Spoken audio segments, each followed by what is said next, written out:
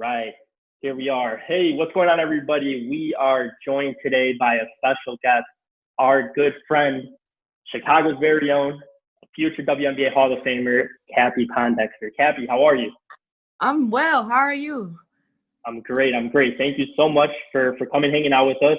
It's been a couple of years since we've last spoken with you, but it's nice to see your face again. Yeah. Oh, thank you. Likewise. Yeah, I'm excited. I'm glad we connected and, so much to talk about. I'm excited. Yeah, no, and we are too. And an important conversation, as we kind of touched on, just discussing everything that's going on in the world currently, with, fighting for equality and change. So I want to start off by just discussing what you believe the first step is towards eliminating racism in America. I mean, I think the conversation is just important. The fact that we can be transparent with each other. We know that it existed. We know where it comes from. Now it's just like, okay, how can we all move forward no matter what color you are? Because we've all been traumatized from it. Whether you were on the oppressed side or the oppressor side, you still are traumatized from it. And I think change comes from when both sides are willing to agree to disagree at times, that we can make America great. We can make a difference. And that's by showing that equality is a part of the great democracy that we're all promised. And I'm just, for me, I'm not a political person. That's not who I am. But I just believe in right or wrong, no matter what side you're on. I think, if you're a Democrat or you're a Republican, at the end of the day, you know what's right or wrong. And you know what's right for our country, period, So, I'm excited because I always believe that no matter what storm it is, there's always sunshine and rainbow that comes after it. So I'm excited to see where we're headed as a country. Yeah, and I love what you just brought up about, like, you see that there does, and I felt that too, that there does seem a way that their change is possible. It does feel like everybody's coming together, truly using their platforms, whether it's athletes or celebrities or even people outside of that world, and they're using their platform to have their voice heard. And it does seem like there's a way for there to be change, which is very motivational in many ways too. Oh, definitely. Like Malcolm X is a prominent figure in my life. I grew up listening to him in my household from my mom. And so just studying him, knowing that he believed in later in his life that alliances were important.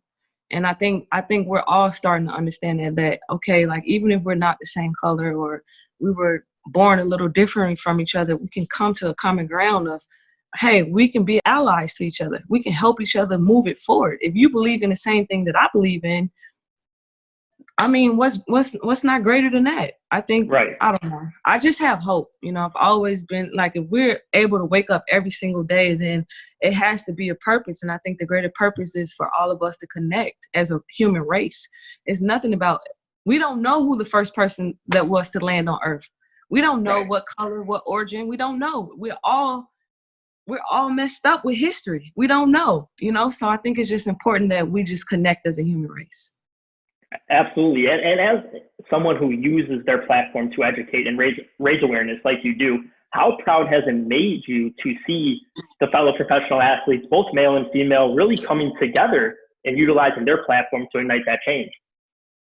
I mean, I think it's cool because, like, I've been fighting for differences, like people that are different all my whole career, because I've always just been that different player and person on and off the court. And it was viewed in the public eye as different. Politically wise, if you look at me, I'm looked at as I'm different. I have tattoos, I'm Pan-African, you know what I mean? And I just believe in my people. That's not going to change, but I do believe that there are great people in this world there that are not African. I do believe that.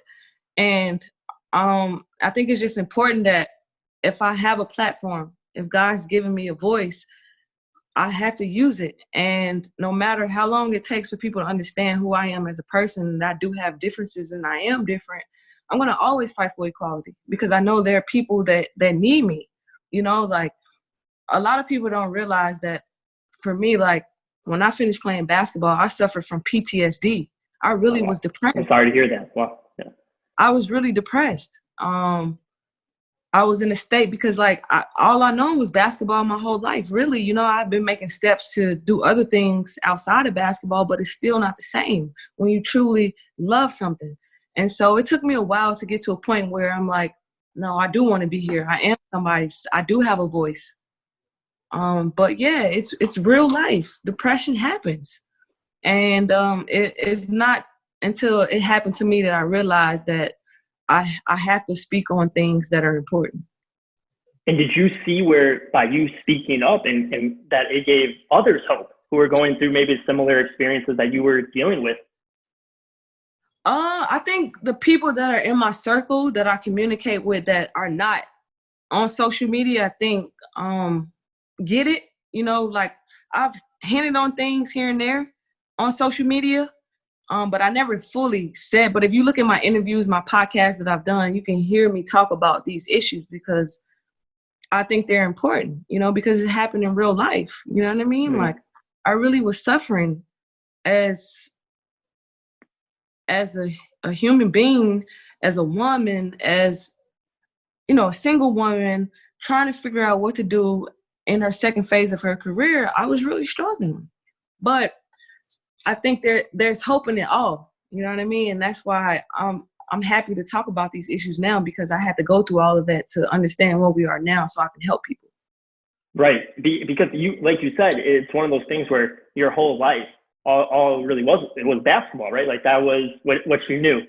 So I can only imagine that moment where you step away from the game and detach, it's kind of like a shock almost. It's like, wow, what's next, right? That uncertainty is always scary, but there's also some beauty in that too, right? Because that future is so bright. There's so much opportunity. It's just can be hard sometimes to see beyond that when you're in that current, you know, in the current midst of your career or what you're personally doing, you know?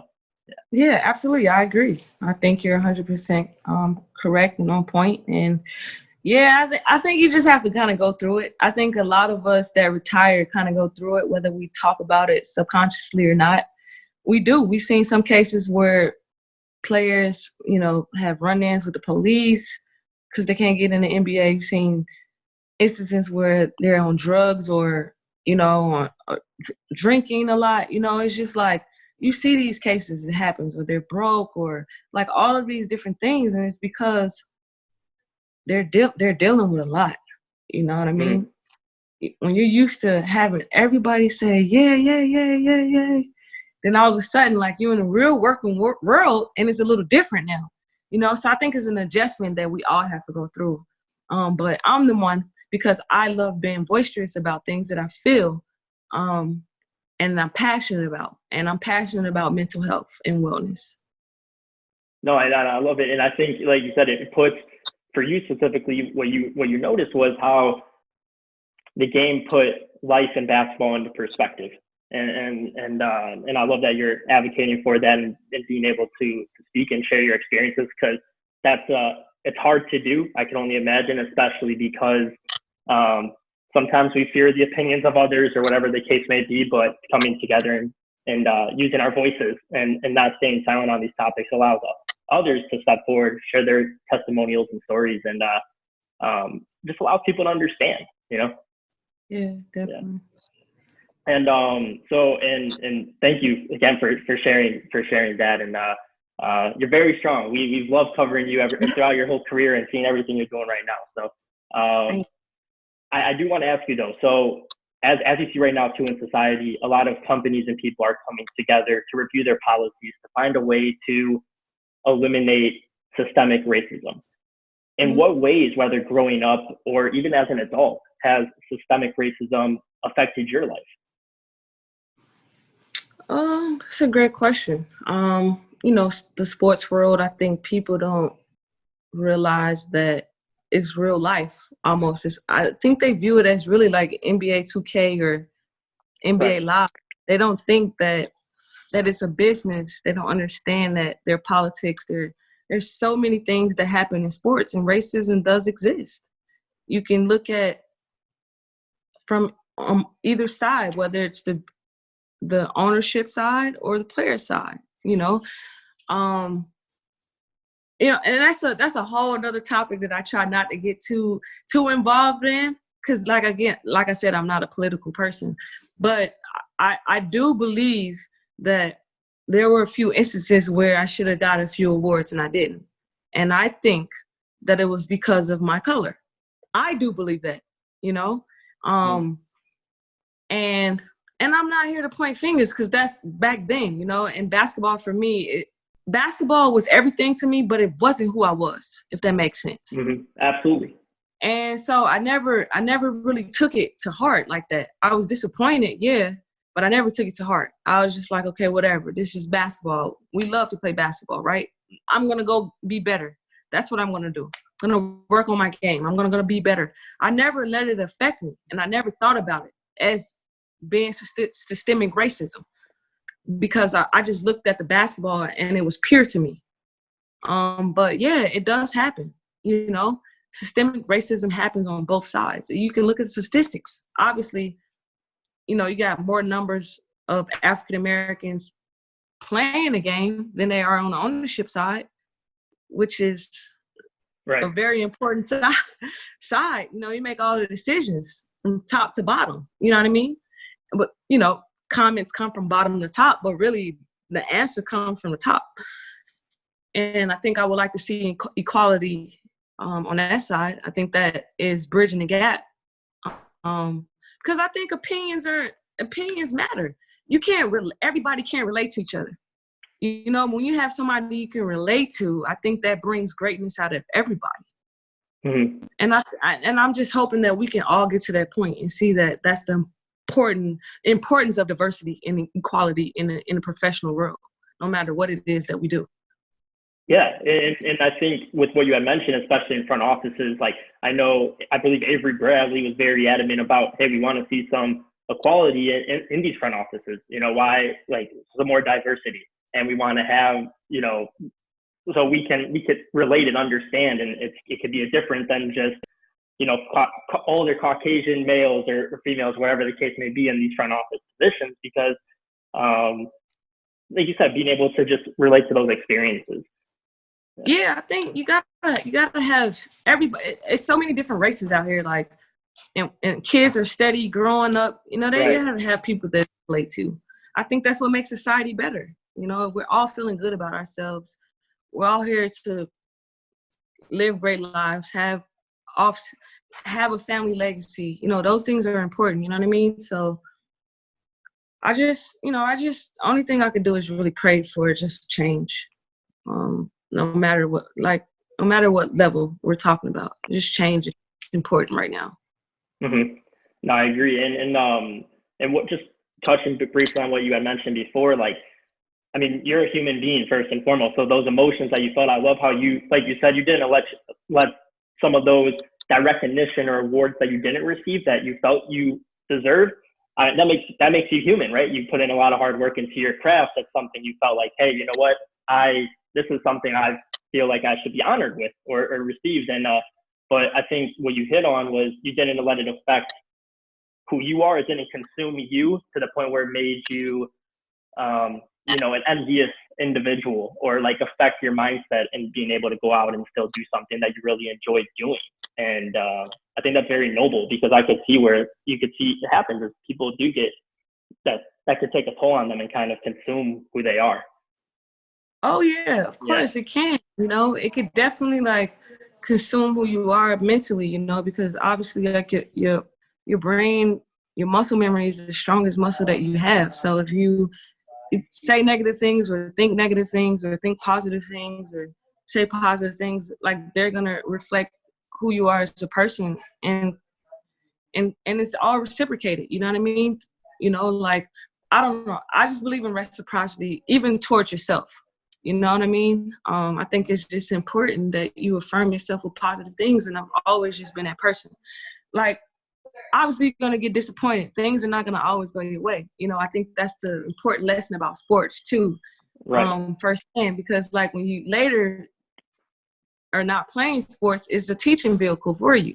Hey, remember, you didn't get that office position, but remember when you didn't get that award. It's okay. You keep climbing, because if you keep working hard, you will get that award. And I've won numerous awards, you know, and I'm just thankful, you know, and I just know that just with hard work that anything can happen no matter what, you know.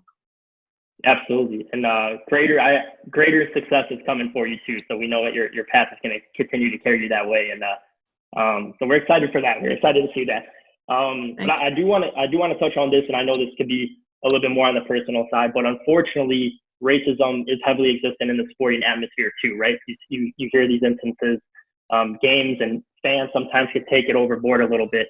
Was there a specific instance that you can recall, whether on the collegiate or professional level, where something was said to you in that playing atmosphere that you had to kind of block out, but it may still have had an effect on you in that moment or afterwards?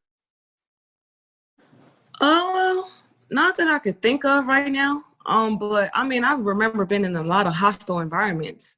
You know, I had a Black coach, so who grew up in the civil rights movement, who coached in the civil rights movement. So it was a little different for me. Our experiences are a little different. And obviously she definitely taught us, you know, because we took the chance on playing for her. So it was a lot of things that she taught us being African-American women. But I've never experienced any situations where I had to go word for word with anybody about systemic racism or any racist things that I could think of. I just remember being in a lot of hostile environments where it was just like we were the only Black people in the arena. So it was a little intimidating. But other than that, you know, it was just playing the game that we love.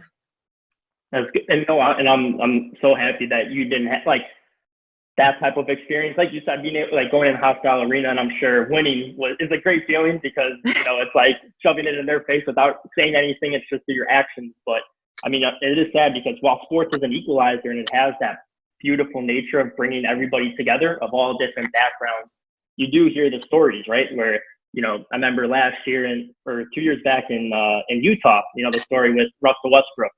And fans yelling these things at Russ or telling him, sit down, boy, and these terms. And he's like, you know, you're coming at athletes and forgetting that they're individuals too, right? We all have feelings and emotions. And I think sometimes that gets lost in hindsight, I think, when you're at sporting games and turns up a little notch, you know? Yeah, which is sad. It's a long history. You know, Russell Westbrook, Akeem Abdul-Jabbar, they were pioneers for us when it came to systematic racism that they had to face, you know, from college to playing to the professionals, because, you know, their athletic prowess was different, you know, than the white counterpart that they were around. So, I mean, we know it exists. Now it's just like, how can we change it? How can we make it better? And I think we made strides to making it better. You know, each generation that comes in makes a difference.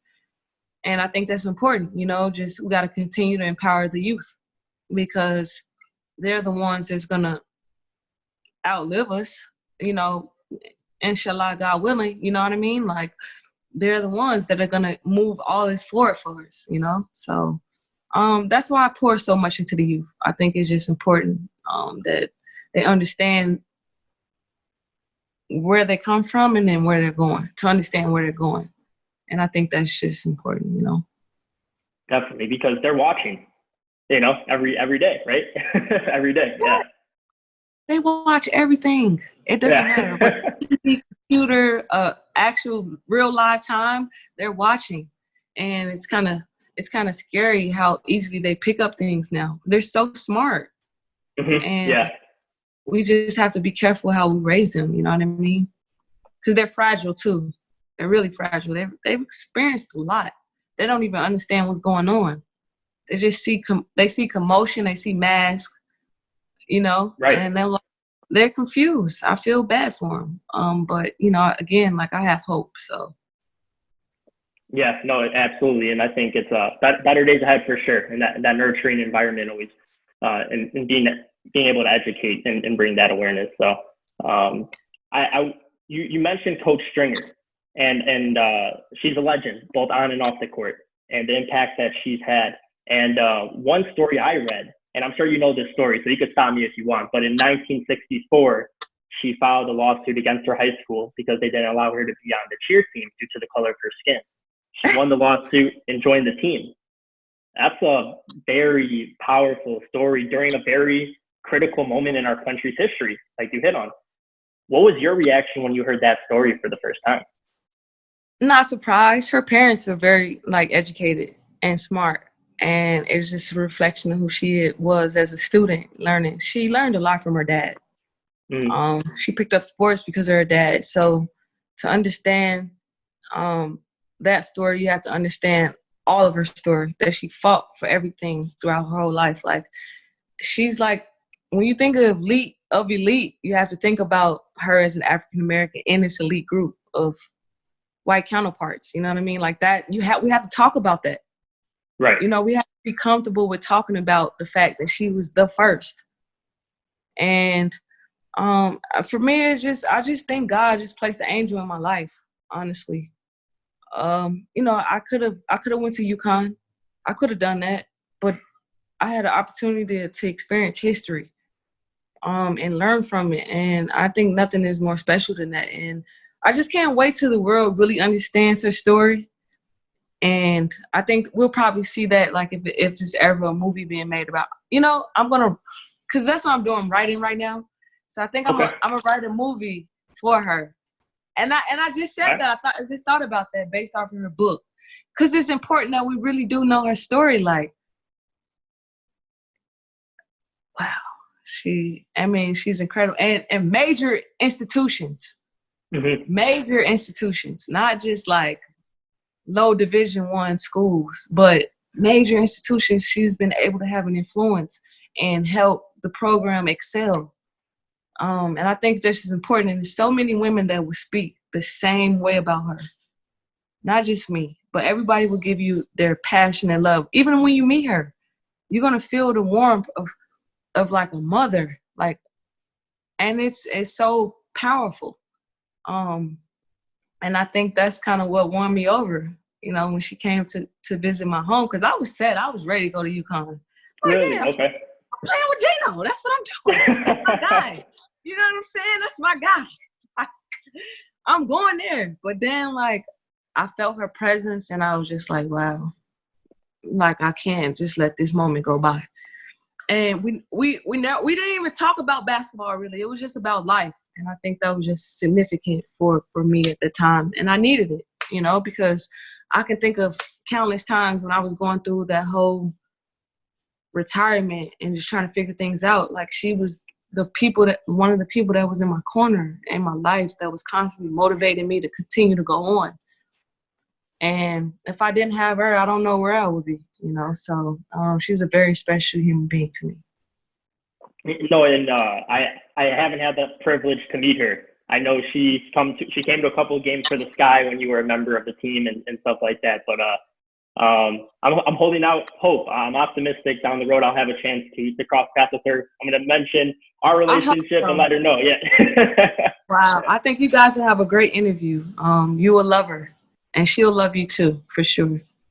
I appreciate that. Thank you. You hit on, I'll give you my next question was, what did she, when she came to visit you, what was said? But you mentioned already kind of, hey, we had this conversation about life, but do you remember what a specific piece of that conversation that you're like, okay, it's Rutgers, it's over with, I'm going here? Yeah. Yeah, it was just like, obviously I'll make your daughter one of the best basketball players. You know, that's not a question. Right. But also I'll make her one of the best women.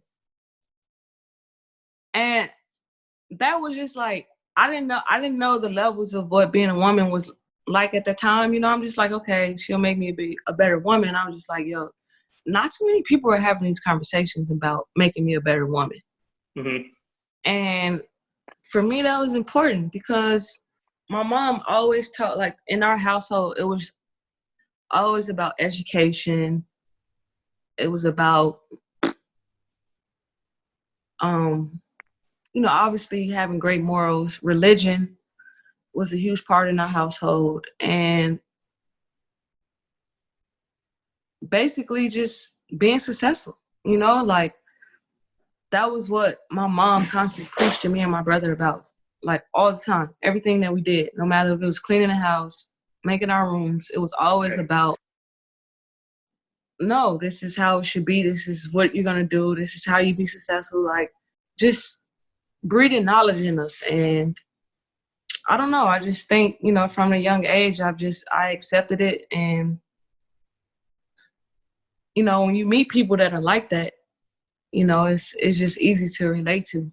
You know what I mean? And I related to her. I saw her as like my mom. I was like, well, if I'm going to college for the first time, being away from my mom, I think I should have somebody that reflects my mom. And that was the deal breaker. I was like, nah, I need my mom, you know, because I grew up in a single family household. I didn't have my dad. I had my mom. So I was just like, nah, I want somebody that reflects my mom because it's going to make me feel safe. And she had the aura about herself, you know, and I was just like, nah, I have to. And I think that was a deal breaker right there. That's great, and held you accountable and responsible, and that's awesome, because you hear it all the time, like people go away to college because they want to get away from their parents. But and yeah, I know, right? But in your instance, and of course as an athlete, I know it's a little different because you know coaches and they're looked at and hopefully if they're a good coach, right, they're looked at as a parental figure, and that was obviously the case in your scenario in Coach Stringer, and so that's awesome that you had that in your life, because like you said, it helped you grow as a woman, but more importantly, just as a person.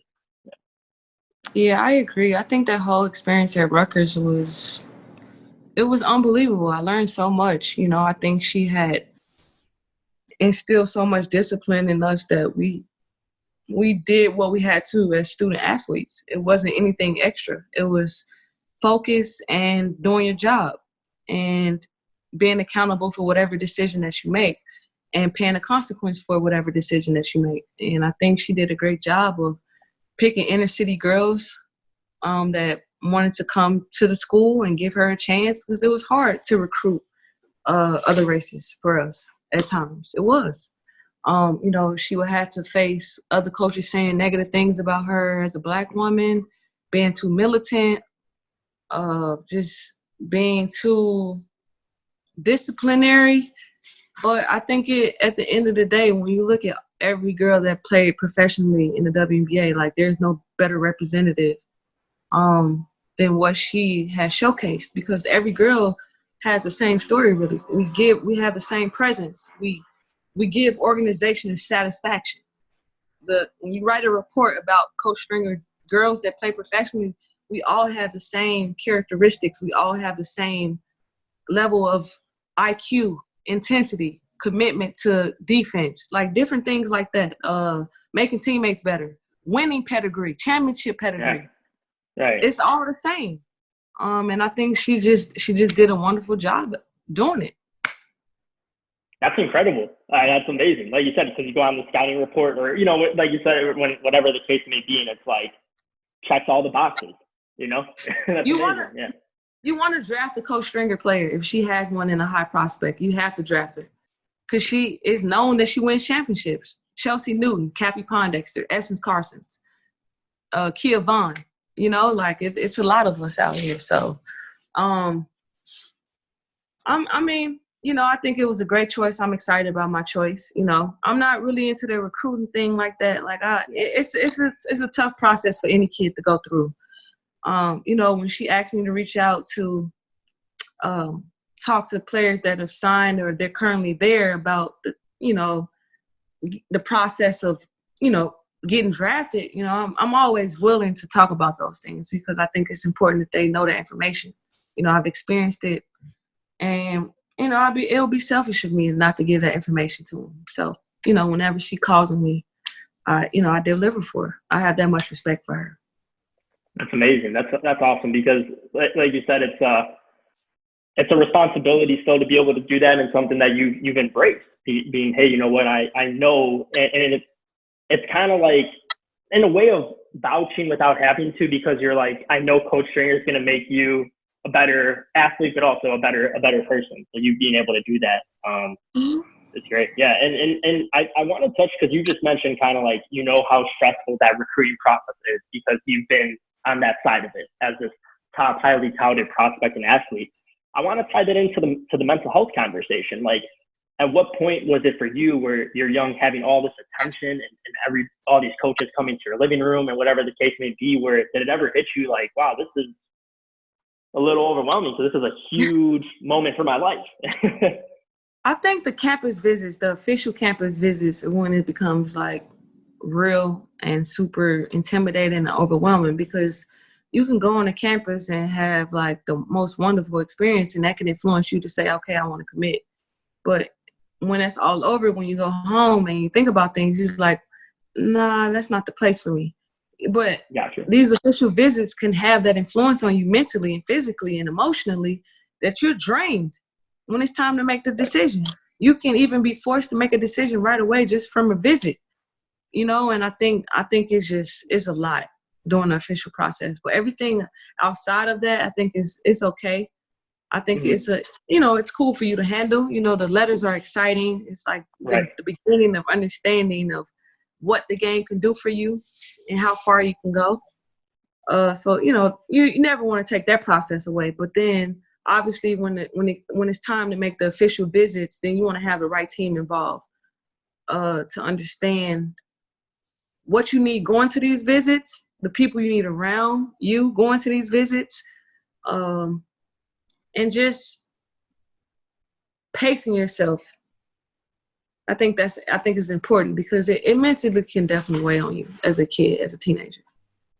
Yeah, because it's what you said. Like, of course, I'm sure I can only imagine too, but the letters and everything and the calls are exciting because it's kudos to your hard work's paying off, right? You're like, wow, I'm under, somebody, they're recognizing my talent, my ability, and it's motivating, I'm sure. So you're like, let me keep going. I want to keep grinding and working hard because I want more of this feeling, because it's in many ways it's like a validation to all the work and effort that you're putting in. So yeah, it's cool. But I do have to put you on the spot on this one, because Chicago based, where was just stay home in Chicago? Was there any pressure to stay home in Chicago, go to college, DePaul, whatever the case may be? Yeah, DePaul was one of my top 5 schools. Like, It was my number 1 school if I stayed in Chicago. Yeah, me and Doug, and we've talked about that. He knows that in his heart. I would have loved playing for Doug Bruno during that time. His assistants were really special, and I felt their passion in trying to improve and keep the inner city kids in. But yeah, if I would have stayed home, it definitely would have been for DePaul. Okay, gotcha. Okay, you got, like I said, made the right decision. Didn't want to hit it over the head too much for you, but just had to see how you felt about the hometown, possibility. It definitely would have been DePaul. Okay, gotcha.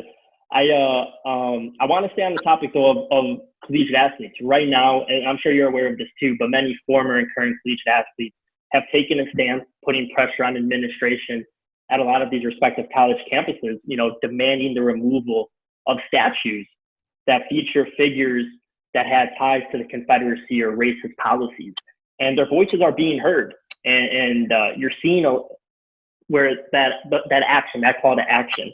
What are your thoughts on that when you hear those stories?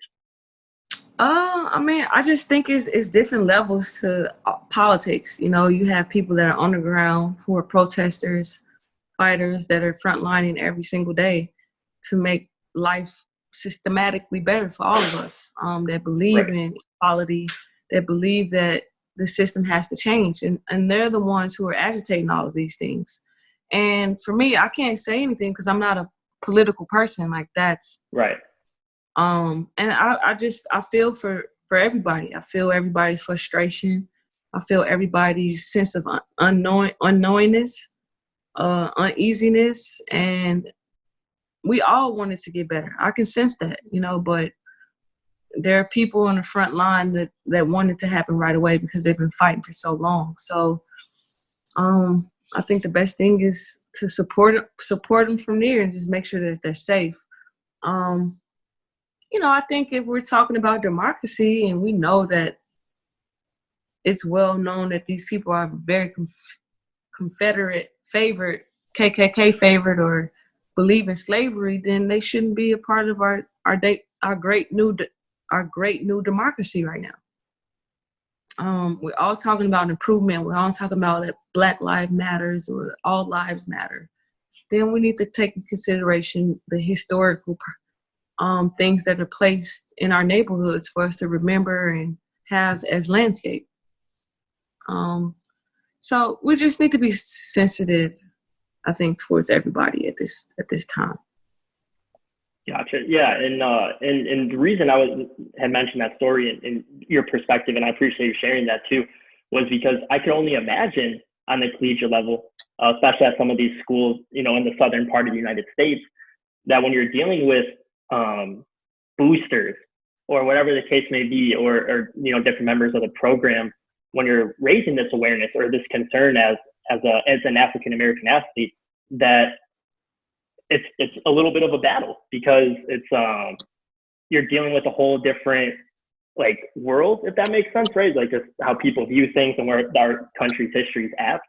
And so I love that athletes and former and current, they're just coming together and saying, hey, we want to see some change, and whether they're willing to sit out the season or whatever the case may be on the collegiate level, it's their way of having their voice heard and utilizing their platform and not being scared. Yeah. Yeah, I mean, if you go back in history, you can see that it's not the first time. A lot of historical teams have protested. I was watching something yesterday about the four that set in Greensboro. Okay. And also it was mentioned that a lot of athletes came in and sat in with them too during this time period. So, it's not the beginning, it's just continuing the legacy of fighting for equality and change.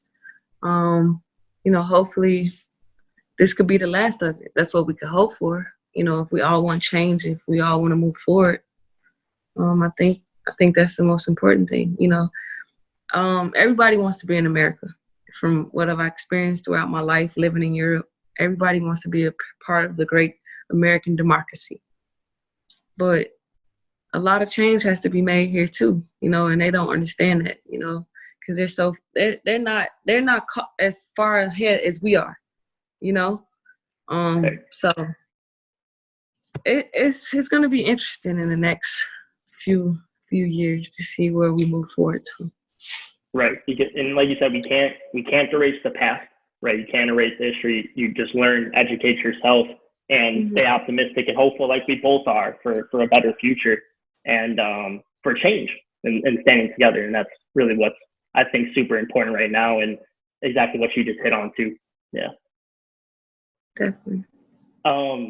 Before we let you go, I just wanted to briefly touch on, of course, the WNBA as a catalyst and a pioneer for the league, in your long history in there, and for all the success that's going to come, and accolades your way after, over the years.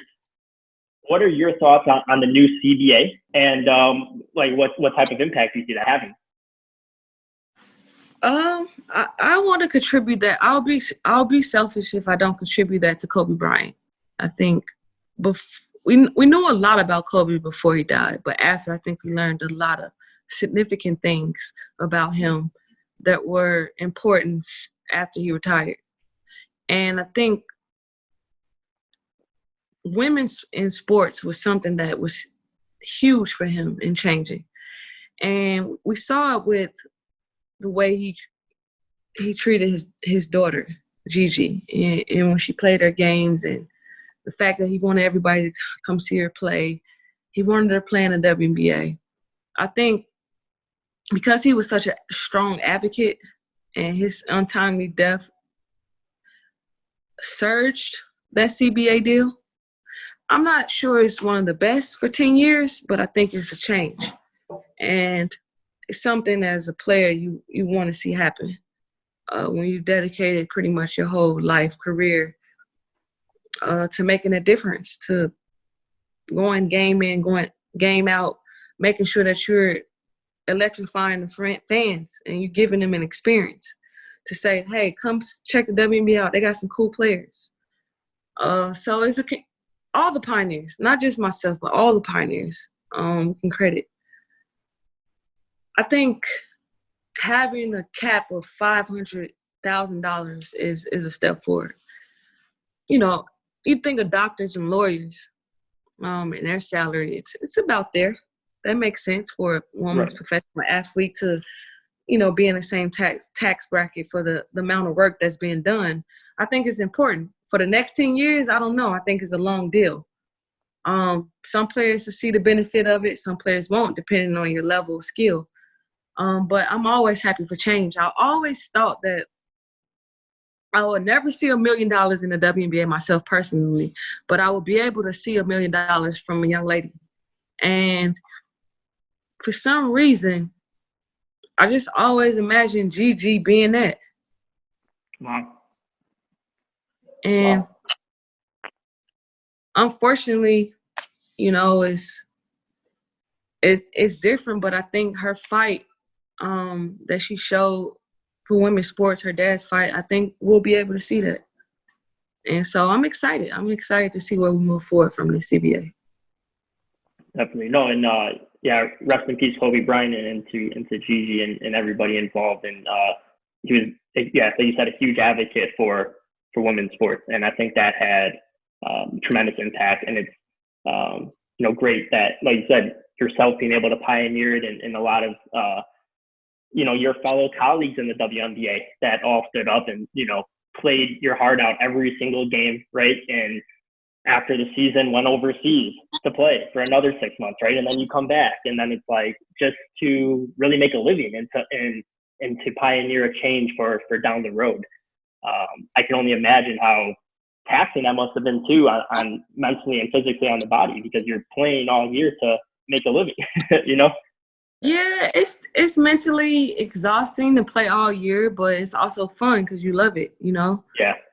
And I think that's the beauty about it. When you love what you do, you do anything to be successful with it. So. Did you, and I know this too, again, not to put you on the spot, but I know you did voice your displeasure with the WNBA's plans to have a season this year, starting next month, a 22-game season. What bothers you the most just about their plans to start back up and to have that amount of games? I would say what bothers me the most would probably be that we only play a 32 regular game season anyway. And during this time, there's so much happening that, like, our fan base isn't as big as we think it is in terms of the rest of the world. Everybody's looking at events we have an election coming up November 3rd, a very important election. We have all these cases that are reopening in our country for domestic justice. It's a lot happening right now. Plus the coronavirus is spreading. So it's like all these different things that are really affecting us as people. Sports can take the second seat just for a little bit. Entertainers are not allowed to go in arenas to perform. It's the same shit. It's the same thing, really. And I just feel like that they're testing us first. And I just don't think it's worth it. Like, honestly, like, who's going to tune in? Maybe 5 games out of 22. That's not enough exposure for us right now. I think we can continue to raise justice awareness on our platforms like we're doing, instead of wasting the rest of this summer trying to take all of that stuff away from sports. Like, I just don't agree. I just think it's bad timing. I think if the rest of the world can take a backseat, so can we as sports figures, because it's the same thing. And I just believe in quality for all of us. Like, if we're all not working, we're all not able to do something productive, then nobody should be able to. We should all be home quarantining with our families, and creating other revenues to continue to survive. I think that's just way more important. I think life is more important than sports right now. No, I agree. And I think you hit it. The last note right there, life is way more important than sports. And I know on a side note of that, I know you even mentioned something. You're like, I don't want to see any sports stuff on the feed right now. You're like, no sports content on social. And I was the same way. And even being in the sports media world, I was like, we just can't, sports is taking a back seat. It's not as important as what's happening in the world, society as individuals and people, and wanting to see change. Like, you can't really ignite change if you're posting highlights, right? Or if you're sharing an athlete's story, like, story about how they performed in the game. It's more about who they are as individuals, and allowing them to have their voices heard and everybody to come together in unity. So I think you hit it right on the head with that. Yeah. Yeah. Well, Cappie, I really appreciate you coming on, hanging out with us today. I think we touched on a wide array of topics. I'm sure we went over the time allotted, so I do appreciate you hanging out with us. But I do want to ask you, because, of course, being from Chicago, and we want to give a shout out to some African-American Black-owned businesses in Chicago. Is there one in particular for you that you would like to shout out or encourage everybody to go and check out, whether in the clothing scene or food or whatever the case may be? Yeah, I have a couple places. Success Shoe Store, and Chicago Windy City Food and Grill. Okay. And where are those? Because they both sound really familiar. Yeah. They're all in the Upper West Side. Okay. Yeah. Gotcha. So we have to make sure we drop a tag and let people know to check that out for sure. So definitely, one's a sneaker store and one's a restaurant that stays open pretty late. Okay, that's the both worlds right there. You can't go wrong with sneakers. It's barbecue too, so it's really good. I'm there. We're gonna wait. Yeah. I'll be there, but like I told you, I'll wait till the pandemic's done and hop on out there. But that's the move for sure for me. So. All right. All right, Cappie. Well, thank you so much for hanging out with us again. I really appreciate your time. Keep using your platform to raise awareness and change, and we're standing right there with you. And I know we'll get through these times together. So, yeah. Have a great day. You too. Thanks, Cappie.